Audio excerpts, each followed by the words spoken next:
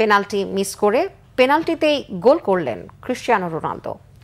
সঙ্গে জন দুরানের লক্ষ্যভেদে আল নাসেরও সৌদি লিগে পেয়েছে কাঙ্ক্ষিত জয়। আল খালিজকে 2-0 গোলে হারিয়ে এএফসি চ্যাম্পিয়ন্স লিগে খেলার আশা বাঁচিয়ে রাখল রিয়াদের ক্লাবটি। বুধবার ঘরের মাঠে আল খালিজের মোকাবেলায় নামে আল নাসের। আক্রমণে আধিপত্য ধরে রেখেও প্রথমার্ধে গোল পায়নি রোনালদোর দল। দ্বিতীয়ার্ধে এগিয়ে যাওয়ার সুবর্ণ সুযোগ নষ্ট করেন 40 বছরের পর্তুগিজ ফুটবল সুপারস্টার। 64 মিনিটে পাওয়া পেনাল্টিতে তার স্পট কিক পোস্টের বাইরের অংশে লাগে।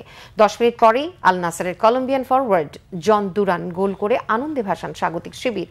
আর যোগ করার সময় শেষ মিনিটে আরেকটি স্পট কিক পেয়ে 2-0 গোলে দলের জয় নিশ্চিত করেন রোনালদো।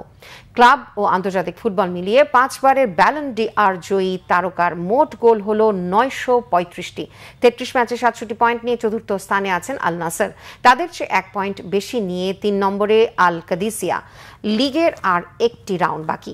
আগামী মৌসুমে এএফসি চ্যাম্পিয়ন্স লিগে খেলতে হলে অবশ্যই তৃতীয় স্থান থেকে লিগ শেষ করতে হবে আল এবং অপেক্ষায় থাকতে হবে কিংস কাপের ফাইনালে যেন আল ইত্তিহাদের বিপক্ষে হেরে যায় আল কাদিসিয়া।